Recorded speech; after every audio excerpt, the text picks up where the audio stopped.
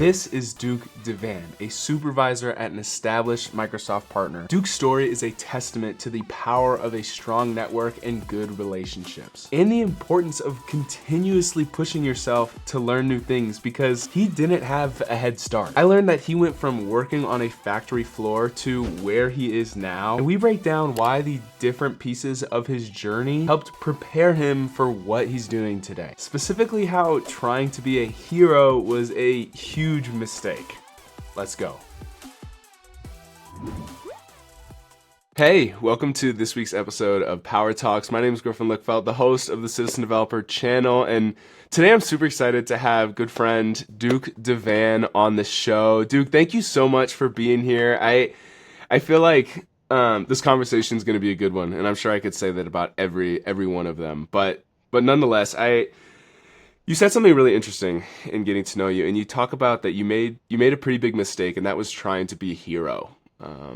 Can you, I guess, let me in on this story? What was going on when you learned this? How has trying to be a hero been a mistake for you and has led to a valuable lesson in your career?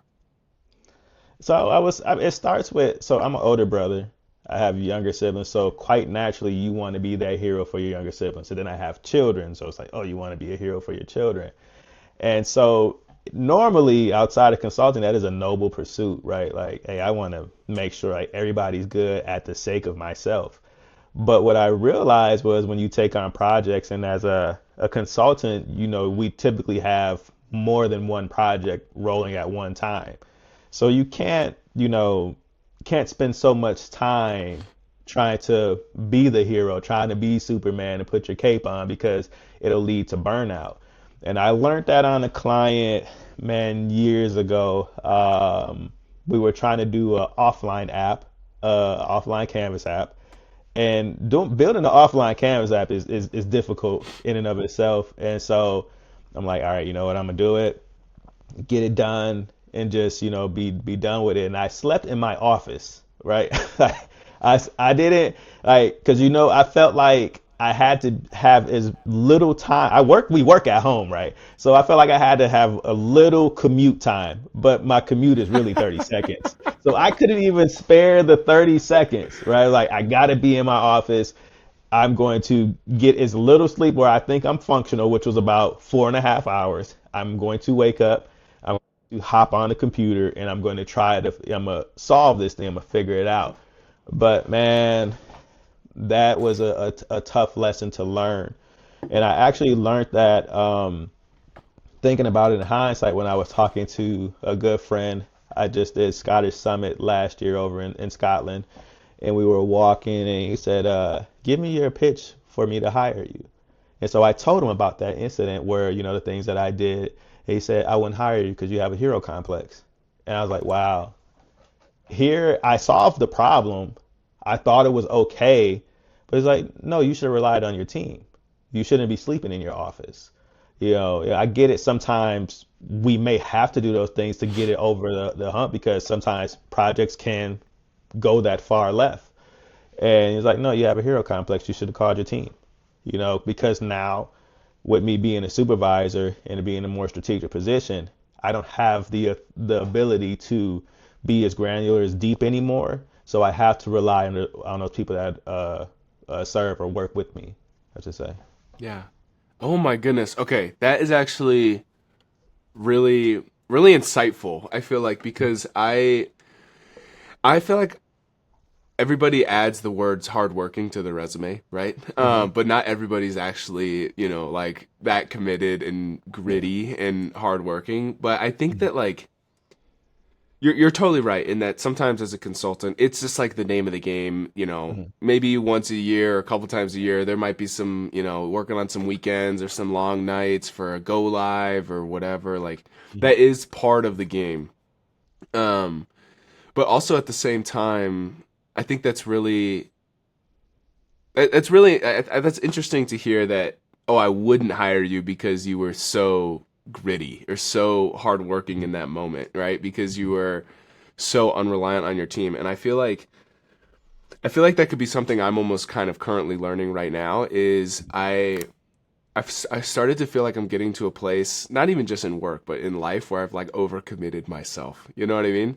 Yeah. And whether it's like, you know, my full-time job and citizen developer channel and my extracurriculars and my relationship with my wife and relationship with Mhm. my friends and like, all this stuff, you overcommit yourself. And then you can't do everything well. Does that make sense? I guess what I'm Yeah, saying. absolutely. Absolutely. Absolutely. Yeah. And so I don't know. I think that's really interesting. What are some strategies that you do to ensure that you are relying on your team? That you are practicing breaking down the hero complex, as you mentioned. Well, now in a position I'm in, and I think I had that authority in this incident years ago, is to delegate and to trust first, right? I don't bel with people that are on my team. I believe we're all here for a reason. I don't think I'm the smartest person in the room by a long shot. I know, like in what I just explained to you, like I will put in the hours to learn whatever it is I need to learn or get done whatever I need to get done. But I know by no means do I think I'm the smartest person. And then that also instills value in your teammates where they feel like, hey, I'm valuable. Because when you take on that complex of being the hero, you're essentially shutting them out. And so it's delegate, trust first, and encourage them as we're getting projects. I have some. I don't necessarily like with Copilot Studio and AI being a big thing now. I don't necessarily do that. I'm like, no, just relax. You're smart. You figured out Power Automate. You can figure this part out over here. And so really just that trusting. It's one of the things that like you played football, and I'm a big sports buff. Like I'm a Bucks fan, and one thing when the Bucks won the championship, and even when Jordan won the championship, they had to trust their teammates. Like they can go and get a bucket. They could get 50 points. Just they get points like they breathing. Eat it for breakfast. But they didn't start winning and succeeding until they started trusting their teammates, delegating. You're going to get a double team. You're going to get all this pressure on you just because of who you are. You're essentially the superstar. When we take these higher positions, you're essentially a superstar. But you have to trust that these other people or these other associates that are on my team can get the job done as well. So delegating and trusting. Yeah.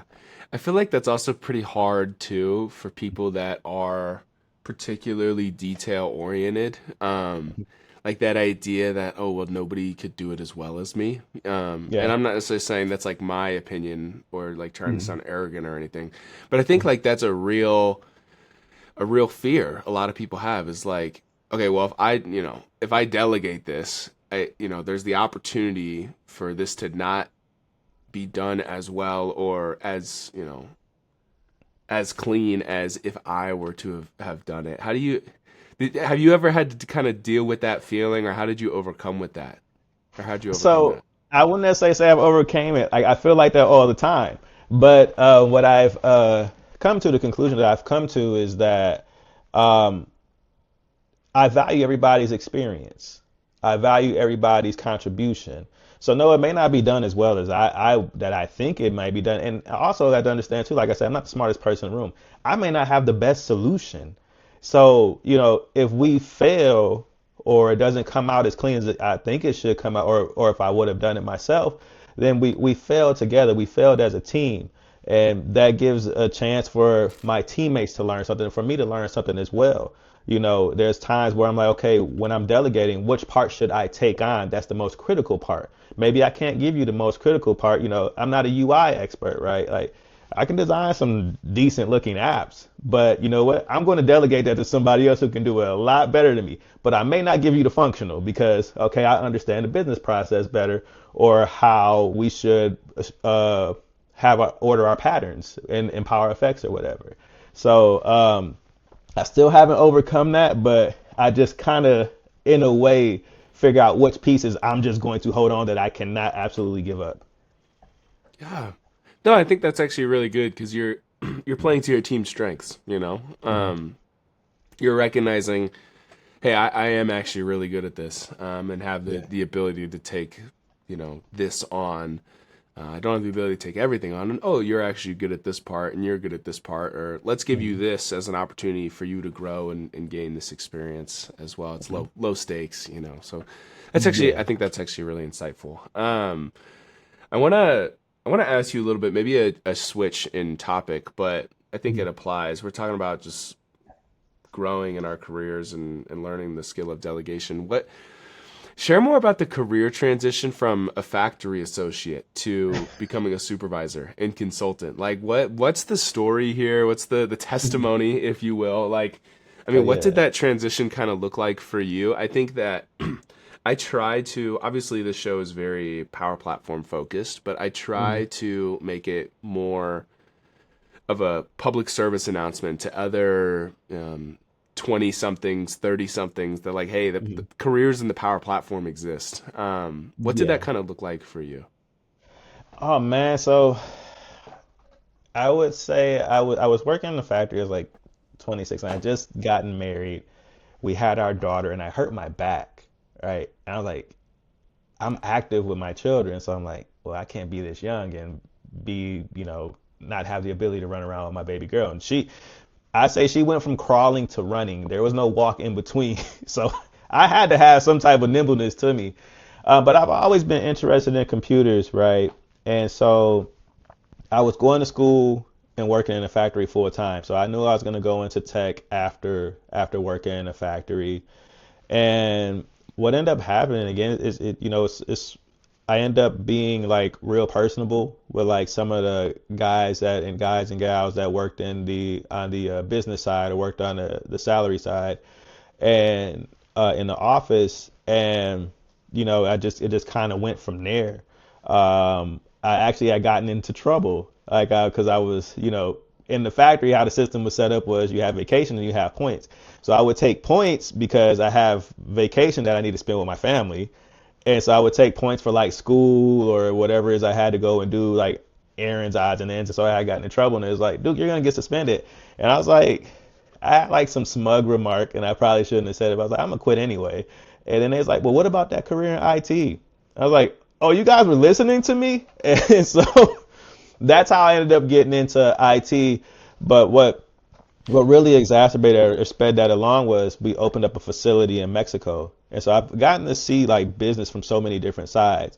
And so they asked, will you go down to Mexico and train the Mexican associates on, what we're building? And so I ended up seeing it built from not just the infrastructure as far as like the building, the physical building and assembly line, but I saw the installation of the software, the hardware, and got to meet the director of the IT department at that time. And the HR president, the IT guy was like, "Well, whenever you're ready, we'll see what we can do." And me, I'm like, oh, "Okay, they're just talking to me because we're down here. We have nobody else to talk to." But they held up their bargain. I mean, held up their end of the. They held up to their word, and that's how I transitioned into that. And part of that was building those relationships, right? You have to get to know people. A lot of times when I would talk to, I would guess you would say the VPs or the managers, my partners or my coworkers on the assembly line, like, are you guys talking about the business? I was like, no, I was talking about his son's baseball game because believe it or not, they're human too. And so I'm like, and then I would remember their wives' names. I remember their kids' names. If somebody had a surgery or if there was a death in the family, I became personable. So now you don't just see me as this resource, you see me as a person. And if I could become that person to you, then and you start to like me. It's a lesson that I learned from my good friend Ben Vomer. If you like me, I can get you to buy anything from me. And so they liked me, and then they were able to buy the fact that, hey, he can transition from working on the floor to coming up into the IT department and helping us from there. Yeah. And then from that, I don't Uh-huh. know what necessarily was in this IT role, but then transitioned at some point to Microsoft Dynamics and the Power Platform in some Yeah. capacity. What I mean, tell me more. Tell me more. Oh my God. So I originally when I went back to school, I knew it had to be with computers, right? Because that's I don't know if you had the same thing, but when I was little, and I grew up in the '90s, I was and so they had these movies. Like I'm a big Star Wars fan. Like when I was in school, like you like Star Wars? Like yes, that's cool. And then like I would like hear people typing on keyboards. I'm like, that's cool. And now I know they weren't typing anything. It was just sounding busy. But I thought that was like a song for me or something. Like I'm gonna do this when I get older. And so went back to school and was like, yeah, it's got to be in tech. I knew there was no doctor, there was no lawyer, it was tech all the way. And so I started researching because at this time I had a family. So I was like, well, what makes the most money in computers? I was like, oh, I'm gonna be a business analyst. Then I went into, of course, everybody's like first job in IT is help desk, and so did help desk for a little bit. Then started learning the business analyst part. Then started learning ERP, and I was like, I don't like this at all. But I still did the job because I was like, somebody took a chance on me. My leader at the time, he said, I took a flyer on you. And so I'm like, okay. And so I'm like, you know what? I still got to do my best because somebody stuck their neck out there for me.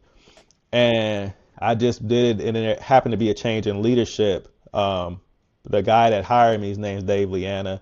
He ended up taking a position somewhere else, and they brought in another guy he, from another manufacturer.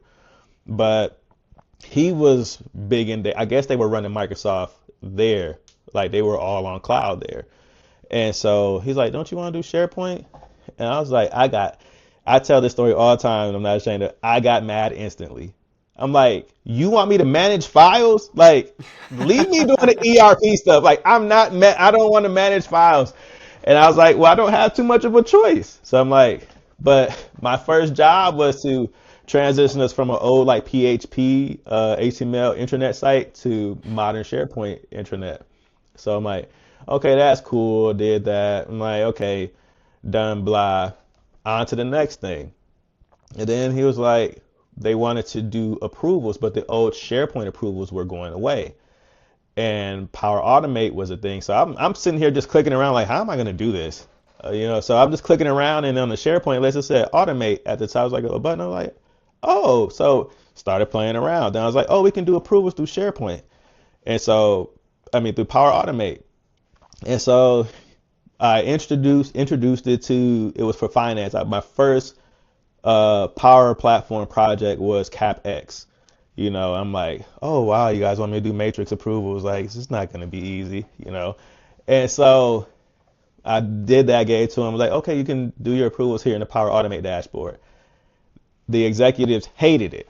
It was like, I don't want to go to powerautomate.com or to approve anything. We need a dashboard. And I was like, but then I might have to do a custom approval process. And I'm like, well, where am I going to build a dashboard at? And then ended up on Canvas apps. And I was like, oh, so it went from SharePoint to Power Automate into Power Apps. And then from there, it's feel like I've been strapped to a rocket. If you are liking the conversation, be sure to let me know by liking the video and commenting down below what it is specifically you are getting out of it. And if you are interested in learning more about the Microsoft Power Platform, you're going to want to click on the first link down in the description down below to get access to a beginner's Power Platform guide led by me. This is a completely free, self-paced course that has hand-picked knowledge, everything that you need to know to be able to go and get your first Microsoft certification as soon as possible. The reality is not a lot of people can say they love what they do, and I feel very blessed to be able to say that I enjoy what I do for work as a Microsoft consultant. And if you want to start that journey alongside me today, be sure to follow and click on the first link down in the description down below. Now let's get back to the conversation.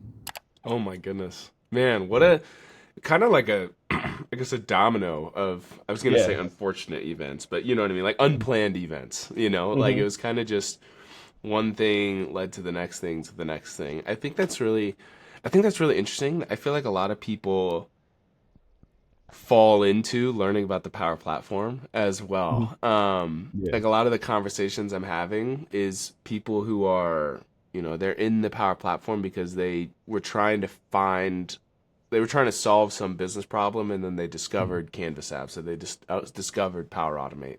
It wasn't Hmm. like, ooh, I wanna go build Power Automates. Let me go learn Right. how these work. Yeah. And so I guess I just think that's really interesting, and I would agree. I'm impressed that you were able to figure out Power Automate and approvals. I'm sure it wasn't easy, but you made it sound easy. I can Yeah. remember. So I I did not have a technical background in any Mhm. way, shape, or form. I was studying business in college, and pretty much in my last semester was like, I don't want to be an accountant. I don't know if I just Mhm. had a bad professor or what. I was like, I can't do this. Mhm. And through a reference, found out about CE Dynamics Power Platform Consulting, Mhm. and they were like, "Hey, I think you'd be good at this. You should try it out." And so I can remember like Googling Microsoft Dynamics and Power Platform on before my interviews and like all the, trying to figure out what this stuff was. And Mhm. but yeah, one thing led to another and landed the job. And yeah, just taking the time to soak it up as much as you can, because I feel like that's all you can do. Like you said, you're strapped to a rocket. I feel like Yeah. that's all it really Yeah. is, especially with how much the technology is changing right now. Oh my God. I don't know how people are able to stay up to date. So, Yeah, um, that scares me too. Well, I wouldn't say it scares me. I like the challenge, right? Because one of the reasons why I've always considered the tech field, thought about tech field, is because it's not boring. Um, you have a legitimate chance to learn something new almost every month now. There's a new AI model coming out like almost every 2 weeks between Anthropic, OpenAI, and whoever else is out there. Sometimes I just put my head down and look up and like, oh, four new models. And then with Power Platform itself, latching on to doing more AI stuff. So I think that's what makes this fun. It makes it scary. It makes it tiring at times too. But I like the fun in it that, we can just we can learn, we can keep on learning, and you can learn as much as you want to for as long as you want to. yeah, something as well that you were talking about was the importance of like getting to know these people that you're working with Hmm. on a human level. Hmm.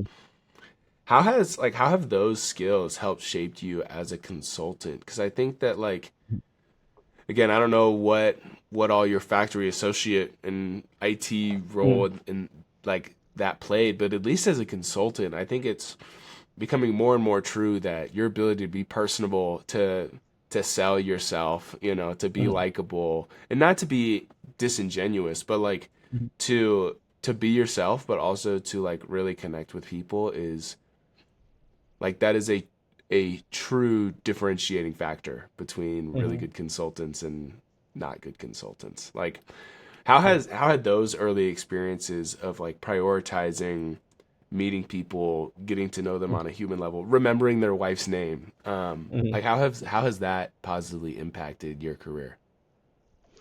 Tremendously. What I've learned in any arena I've been in is that like we're all human capital, right? At the end of the day, we're trying to make money. But our biggest resource is us, is being available. And what I've learned on the factory, I worked on the assembly line, right? And I would say the assembly line is almost like any, a dev team or any delivery team.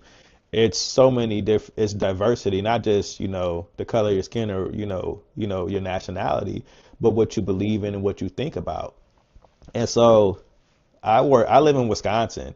We have a big hunting culture here. I'm not a hunter myself, but I love venison. So the guy at the front of the line, he's leaving at the end of the day or around Thanksgiving to go hunt. He's going to bring me some backstrap back. This guy over here, he's going to hop on his Harley and go and do something. This guy over here is going to go and coach a basketball game. Or we have guys that were cooks, we're barbers, so many different walks of life for one common goal, and that was to build this finished good. And so that's helped me tremendously to understand that it doesn't really matter where you come from as long as you bring your perspective is warranted, right? We need different perspectives and different eyes on our solution sets when we're building them for our clients. It doesn't matter, if you, and I've also learned in this field, there are people who hunt. There are people that do all these. So that early exposure working on the assembly line, I'm in my cell doing something. They're in their cell doing something, but we all, bring this diversity in mind to create this thing, and that's helped me tremendously because now I don't hop on when I would say this when I was on the factory floor, we looked at the people on the business side as kind of snooty, like, oh, they think they're this, they think they're that. And like, no, it's actually they're the same as us. They just took a different career path. And so that's helped me walking into these rooms with even being able to talk to VPs. As you know, like when we're doing business applications or business solutions, we're talking to higher ups a lot of the time. And so even being able to go into those rooms and understand that, you know what, they're a hunter just like this guy I encountered a while ago. Oh, he likes Harleys, or he's into this, or he's into jazz, or whatever. And allows me to come into a room with a fresh perspective of, you know what, I'm getting ready to walk into a place where, hey, we're all different, but we're all here for this common goal. That's a person, I'm a person, and don't let any of those biases where over there a VP, they wouldn't understand anything about me or stuff like that, or I can't talk to them because they're on this level. No, I learned that early on the factory floor that we all can come together for one common goal.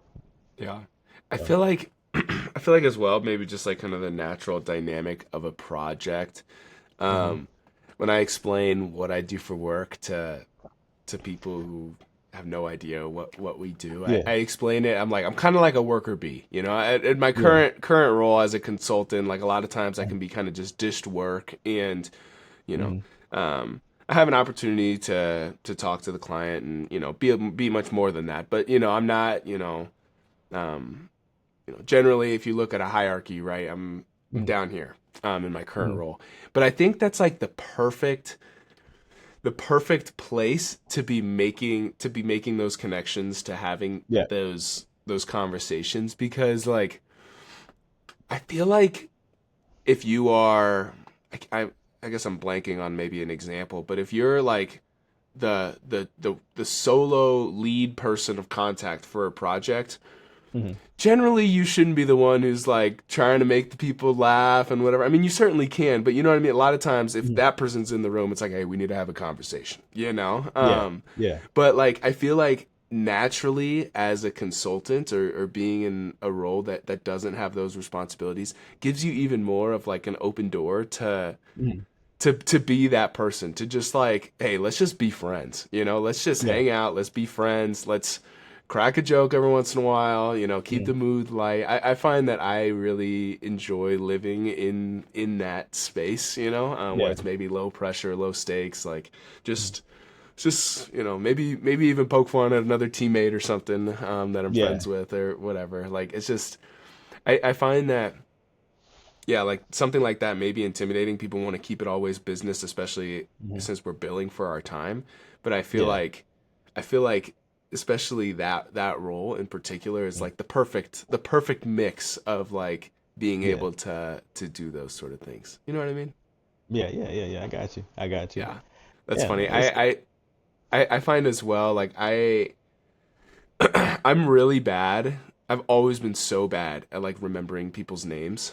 hmm Right? Like oh, hi, I'm Griffin. They introduce, and you don't even remember like you're not thinking about something else while they're even saying their name, and you don't even remember their name.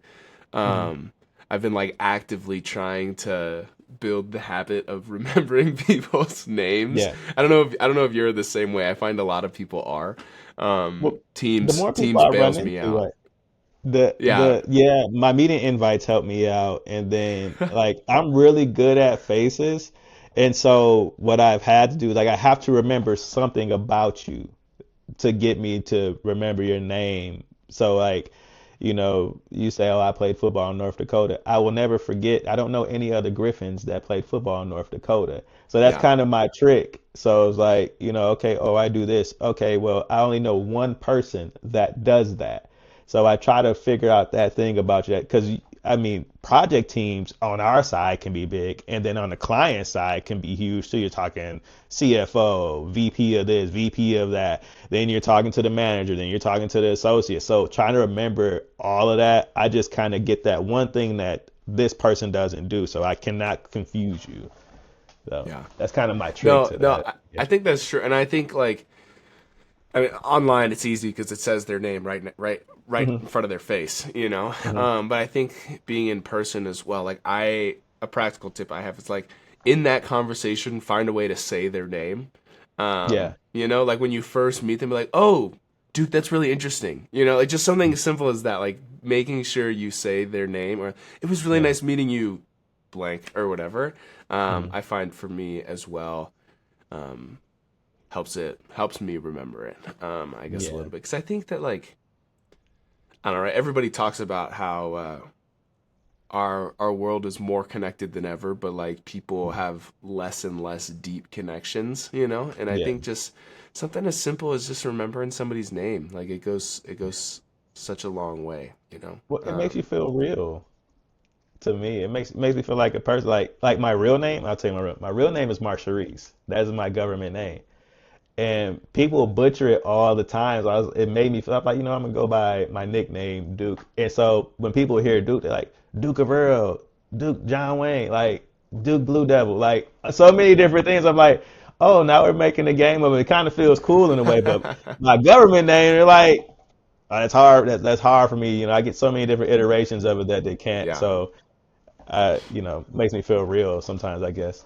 Yeah, yeah, for sure. No, I agree. What have you kind of enjoyed most about working with different teams, different people in the power platform space? I was outside of work. I was just talking to somebody about the Mhm. importance of just like diversity in thought. But like, Mhm. uh, what have you kind of enjoyed the most in working with different teams within the power platform and dynamics? Oh man. Um, I would say one of the most so like one of my good friends is Will McClendon. He's down in Will. I think you know Will. Yeah, He's forget on that the East guy. Coast. Hopefully Yeah, he's not yeah, forget listening. him. Just Yeah, kidding. but he lives down in Florida. And one of the things, so me and Will was actually like my team lead he didn't know I was leaving. He became my team lead. I already signed an offer to go somewhere else. So He was my team lead for a yeah. season as well, so that's fun. So we built up this rapport and getting to know Will. Like Will's a really caring dude, a real genuine dude. Like he still calls me. Like when I left, he's like, "Give me your contact information because I want to keep in touch with you." And so that's one of the things that the connections that you make, because we work in such a high stakes environment. We're essentially building solutions that transform people's business. And so that there's a lot of pressure. So working with people to that care about you, it makes the job feel a little bit more rewarding. Where okay, you know what, I really enjoy what I'm doing, but I enjoy this too because this person cares about me, and seeing things I've never seen before. Man, I've seen so much. I came into consulting in 2021, so I've seen so much in the past 4 years that I don't think I would have ever seen working in any other environment. I've been able to go over to Scotland, right? I had no dream of going to Scotland, right? But my good friend Ben Vollmer was like, "Do you want to speak in Scotland?" I was like, "Sure, I want to speak in Scotland." And so I went over there, got to meet so many different people, got to meet, Scottish or English or European people that work on Power Platform and get to understand their culture. Um, doing Vegas, doing Power Platform Conference, doing Community Summit, or just even doing virtual events.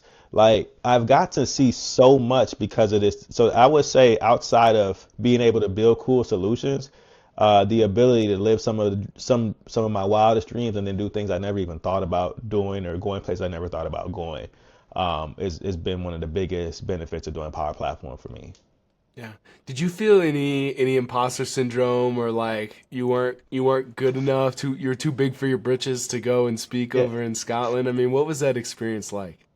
Oh man, so I still have imposter syndrome to this day, right? Because there's the whole conversation that low code dev is not a pro dev or whatever. But now, ironically, pro devs are coming to low code. But when I got over there, yeah, I did feel some imposter syndrome because, um, Ben being around Ben for such actually I've only been around Ben a year, and Ben knew me for like maybe 4 or 5 months before he extended the offer to go over to Scotland. And I'm like, who am I? I still think that sometimes, like, I'm hopping on this plane. Actually, I flew from Community Summit in San Antonio to Scotland. So like the whole time, like, who am I traveling 18 hours to go over here and be in front of these people or be in front of I hate to say people sound so informal, but to be in front of so many great people that have been doing this for a while, have gone through rigmarole, the toils that started out with Dynamics, that were on Axe or whatever software suite it was before Microsoft bought it. They've been doing this for 10, 15, 20 years. Who am I as, some young kid or some kid that's just getting into it? And so, yeah, I definitely felt the imposter syndrome. But what helped me was the response I received when I got over there. The room was practically full for my session. Um, and then meeting like guys like Mark Christie, who's over there, and Mylin actually did their podcast a while ago. But no, that actually helped me a lot, and then it helps you feel like you belong because Mark has a thing, I forget what it is. It's a chewing gum we have here that they can't get in Scotland, and then Mark's big into shoes. And so I'm like, hold on, here I am thinking like I just don't belong or I don't fit or like what am I doing here? And somebody wanting gum that we have here that they can't get there, it kind of brought that That's anxiety down. I funny. was like, okay, we're cool. So Yeah, man, I think that's super interesting. That's something yeah. I have not done yet. Is any sort of in person or anything like that. But I think it'd be a really cool opportunity to go and do that. And everybody always speaks so highly of the events Hmm. and the people. I mean, I feel like I try to tell people all the time too. Like the Power Platform community, Dynamics community, Hmm. is it has to be it's so unique. Like the Yeah. just it's so inviting. It's so warm. It's so inclusive. Like especially online, and all Hmm. I hear is the exact same about being in person. Hmm.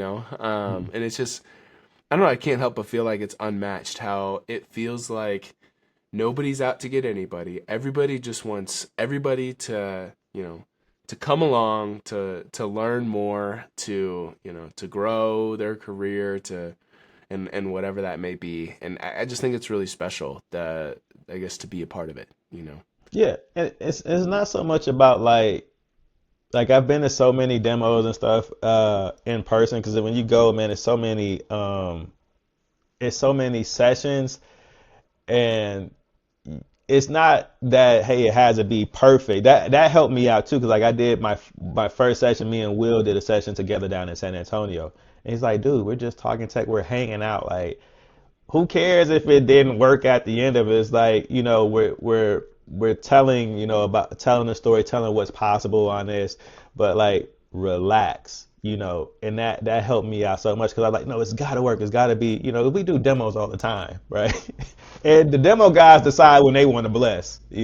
Some days your demo is gonna be perfect. Like it worked right before you got into the demo, and then all of a sudden it doesn't work anymore. So man, nah, it's I would say it's unmatched because you get to go through that, and then you get to see the response of the crowd, and then seeing how many people travel to these events. Like San Antonio, there's people from Canada. There are people from all over the world at Power Platform Conference in Vegas. So many people come from from England. Everybody that you see online are flying to these events. Who is it? Lisa Crosby, I think. Is it Lisa Crosby? And then you have who is it? Man, he's over in the UK. I forget his name, right? But he does Power Pages. Um, is it Franco? Franco Yeah, comes, yeah, yeah. So I met Franco for the first. I would have never known Franco had it not been for Will and then these conferences. So it's definitely unmatched. definitely. No, I think the community is super special, and it's been really fun as I continue to meet people and things in in the community as well. I guess my encouragement to anybody listening is like you can send connections to people as well. You can message people. Like people are open to meeting new people and everything. The community's really special. Mhm. We are about at time. I'd love to take us to the after hours happy hour. Mhm. We're recording this in the morning, so it's not really lunchtime for me. Yeah. But nonetheless, you're making me hungry here, Duke. We're talking about you had mentioned that you do some level of competitive barbecue. I mean, Mhm. I gotta know what's going on here. No pun intended. What's the secret sauce? You said if you give it all to me, will be mad. But Yeah. like, what? How'd you fall into this? I guess is my first question. Oh man, so.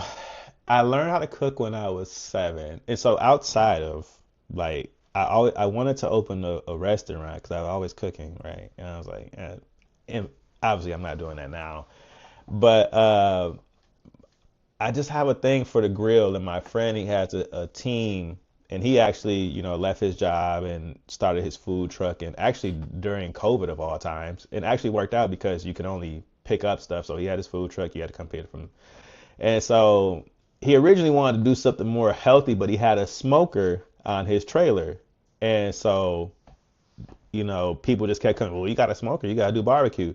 So he started doing barbecue, and then he's like, I'm going to enter in these competitions. I was like, well, I'll do it with you then. And so that's kind of how it happened. It's like it was really no thought. It was like, oh, you need a team? Oh, well, I can do it. And actually, being a consultant, I can work from anywhere. So like, when the food is on the smoker, I'm working, taking meetings. Sometimes like, we do Memphis and May. Sometimes we do Kansas City Royal. And so I'll run from cooking to hop in the car, take a meeting and stuff like that. But that's really how I got into it. And it's I guess what I like about it is it's not as well, it's technical, but not as technical as what we do. Where I like fighting the fire. We're one of the only competitors at every competition that we go to that we stick burn. So it's essentially just an offset smoker. We do all wood. There's no propane to aid us in keeping it warm.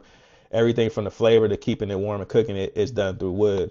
And so I like, the ebbs and flows. If the humidity is too high, you got to burn a little bit hotter to, reduce the amount of water that's in the cooking chamber.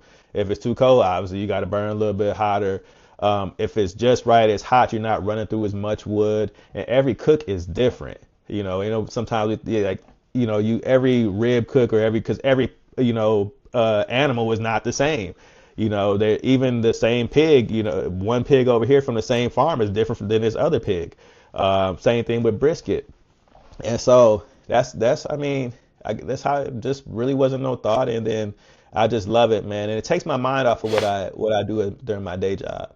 I don't have a whole bunch of I don't have too much to think about. It's just, hey, I got to get this food to temp. It's got to be off in enough hours because also at these competitions we're selling food. So got to make sure we have enough in supply to meet the demand. Sometimes our line is about an hour long because so many people have come. I guess we got a good reputation. We won a couple times, but so yeah, man, that's just what I do. But now I can send you a bottle of sauce, but I don't think I can give you the ingredient. No, that's okay. That's okay. Yeah. What's kind of the staple? Is it ribs? Is it brisket? Is it, what are we talking here? Pulled pork? Like what are we? What's kind of the go-to staple entree, I guess? So we do it all. The competitions we enter in, like the one where actually I'm in one this week, starts on Wednesday, or actually loading in today, this morning. I'm not, but they're loading in this morning.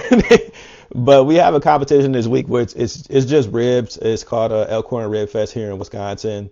A whole bunch of rib that you get a name out. Every team is called a rib team or your ribbers. People say, oh, there's the ribbers over there. But so that's primarily ribs. But we do sell brisket queso mac. That was one of the inventions we came up with because we noticed that people were walking around eating. So we said we got to create a dish where people could easily walk around and eat. And so we did brisket, and then we were already selling macaroni and cheese, and we're like, well, let's add some queso to it. And people, so that's one of our staples that we sell a lot at Rib Fest. And of course the ribs. Rib tips are a big thing. Not a lot of people know about rib tips. Uh, Most people know about St. Louis cut, where you just get the slab and your bones, but the rib tips a nice little something to chew on while you walk around, almost like I would say just popcorn ribs or something like that. And then pulled pork is one of our big things as well. So pretty much the three that you named: ribs, Yeah. pulled pork, and brisket. Man, okay, I'm gonna have to go eat some. Man, that's incredible. It's funny too. So my wife's family, they're Yeah. Mexican, and Hmm. I would agree with I love the grill. I love the grill. And so I'm like the corporate white guy in this family Yeah. of like blue collar Mexican guys. And so I'm like, I need to learn how to cook the best carne asada out everybody. Like just for Oh, me. I was like, I need to learn how to do this. So I've been saying that for a couple reputation. years. I've been procrastinating it. Yeah. But man, love the grill. Love I definitely ribs are great, but I tend to lean towards brisket. It's Mhm. incredible. It's incredible. So man, it sounds awesome. But Yeah, it well, is. sweet man, thank you so much for being here, Duke. It's been super fun. Just Mhm. getting to know your story a little bit more, and just Mhm. here tap into your expertise. If people were listening to this conversation and was positively impacted by it, what would be the best way to get in touch with you? Oh man, LinkedIn. So you can get in touch with me on LinkedIn, or you could send me an email at I work for a company called RSM, Duke DeVan at RS Duke. Is it Duke? I don't know. Duke dot DeVan. I don't know. Duke DeVan at rsmus.com. And then my own personal email at Duke at DeVanUnlimitedLLC.com. It's just email that I have. Or you go to my blog, DukeDeVan.com, and you can leave a Yeah, comment or something there, I'll and be then sure. I'll have links to your yeah, LinkedIn, your blog, down in the description down below, yeah. so people can find you if they need. So, So thanks again yeah, so much for being here. Like I always say, connecting with people is always my favorite part, and just having a conversation and talking about barbecue. It's a yeah, great yeah, day. yeah, So yeah. thank you for being here. If you're in Go ahead. Wisconsin or this week, come see us at a Elkhorn Rib Fest. I might give you a bone or two. Come hang There out. you go. There you go. Yeah, mention you checked out the Power Platform, or you're from the Power Platform. But well, sweet man, thank you so much for being here, and thank you to you for sticking to the end of the video. My name is Griffin Lickfeld, the host of the Citizen Developer Channel and Power Talks podcast. I'm excited to connect with you in the next one.